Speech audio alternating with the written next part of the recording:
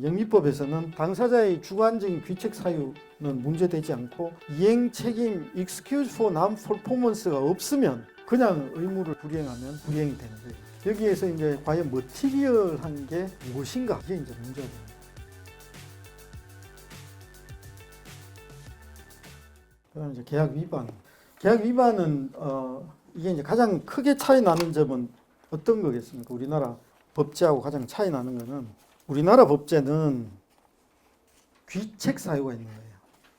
채무자의 고의 또는 과실로 채무를 이행하지 않았을 경우에 계약의 불이치가 되는 겁니다. 그런데 영미법에서는 당사자의 귀책 사유는 문제가 되지 않아요.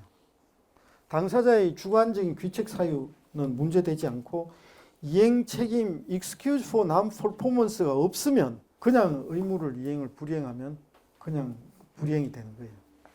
그냥 계약 위반이 되는 거예요. 귀책 사유를 이제 특별히 요건으로 하고 있지 않다. 그래서 컴먼로는 머티리얼 불이치고 아까 이행에서 substantial performance가 있어야 된다는 거잖아요. 근데 이제 불이행이 되려면 그 substantial한 걸 안 했을 때니까 머티리얼 불이치가 있을 때다. 이런 얘기입니다. 그래서 여기에서 이제 과연 머티리얼한 게 무엇인가 이게 이제 문제가 됩니다. 우리가 일반 계약에 되게 많이 나와요. 머티리얼 체인지. 이런 거 계약서에 많이 안 봅니까? 마치 안 본다는 듯이 보실 건데. 머티리얼 체인지라든지 이게 보통 MAC라 그러거든요.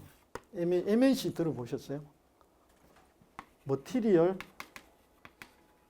어드버스 체인지. 이게 되게 많이 나오죠, 계약서에 보면. 계약의 중요한 부분에 어떤 악영향이 없을 경우에 어떻게 된다. 그런 내용도 나오잖아요. 그러니까 예를 들면 계약을 체결하고 나서 클로징 때까지 중대한 변화가 없어야 된다. 부정적인 변화가 없어야 된다. 이런 내용들 많이 나오잖아요. 이게 이제 머티리얼과 왜 이렇게 머티리얼이란 말이 왜 나오느냐.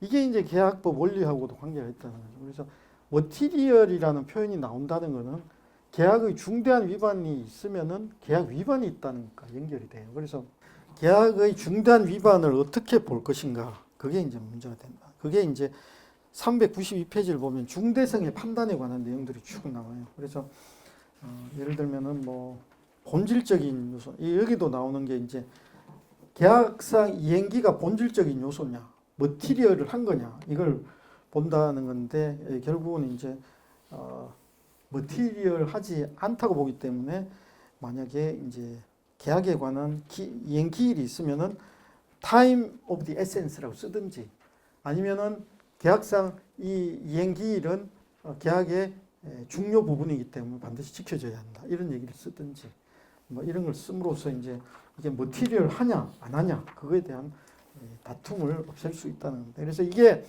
머티리얼 브리지가 나올 때 substantial performance 룰이 나오고 divisible contract은 개별 디비저별로 substantial performance가 있어야 되고 안 되면 머티리얼 브리지가 된다.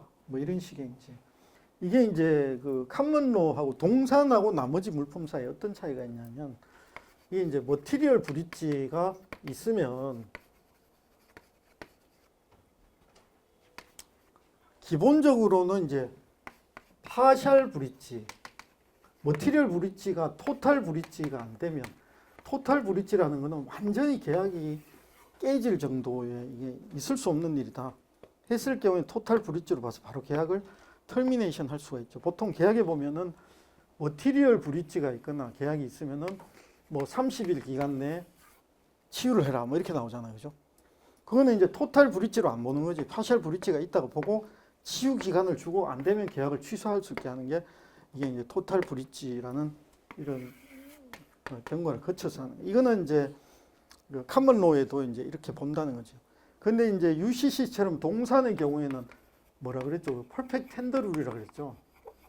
퍼펙트 텐더 룰이기 때문에 바로 그냥 이게 안 되면 브리지가 되고 그냥 계약을 파기할 수 있는 거예요. 근데 이제 이거는 큐어 할 수 있는 기회를 주는 거예요. opportunity to cure라고 치유할 수 있는 기간을 둬서 치유가 안 되면 취소를 하고 뭐 이렇게 이제 서로 구분이 될 수가 있는 건데 서로 이제 카먼로하고 UCC하고 이렇게 본다면 비슷한 거 아닌가 이렇게 생각할 수 있는데 이거는 퍼펙트 텐더를 요구하고 있지 않기 때문에 퍼펙트 하지 않더라도 일정 기간을 두고 토탈 브리치가 되면 취소할 수 있는 거고 이거는 하나라도 잘못되면 바로 취소할 수 있는 경우인데 큐어를 해도 되고 안 해도 되는 거예요. 일정한 기간을 줬으면은 예를 들면은 하얀색 테이블 100개를 주문을 했어요. 언제 5월 30일까지. 그런데 노란색 테이블이 100개가 왔어요. 4월 30일에. 그럼 퍼펙트 텐더 룰에 따르면 어떻습니까? 계약이 취소가 되는 거죠. 근데 계약 기간이 5월 30일이기 때문에 그 계약 기간 내기 때문에 큐어, 치유를 할 수가 있는 거예요. 통지를 하고 내가 흰색으로 다시 교체해서 줄게. 이거거든요. 근데 이제 계약 기간이 지나고 나면 큐어가 안 돼요. 상대방이 동의를 해야지만 큐어를 할 수가 있다. 이런 차이가 있죠. 그래서 아무튼 우리가 계약의 그 계약 위반에 보면 터미네이션하고 큐어 할 수 있는 거 그러니까 시정할 수 있는 기간을 주는 게 있고 안 주는 것들 있잖아요. 시정할 수 있는 기간을 주는 게 계약 위반에 대한 거죠. 계약의 중대한 위반이 있으면 30일 이내에 치유를 해야 된다. 안 하면 해지할 수 있다. 뭐 통지를 하고 뭐 이런 내용들이 나오잖아요. 이게 이제 머티리얼 브리치와 연결이 돼 있다는 거죠. 그 다음에 예를 들면 회사가 파산한다. 그 다음 지급 불능 상태에 빠진다. 이거는 토탈 브리치로 봐서 그냥 치유 기간을 안 주고 바로 그냥 해지를 하는 거예요. 그래서 이제 그런 개념적인 요소가 남아 있기 때문에 그런 식으로 이제 계약이 규정이 되고 있습니다.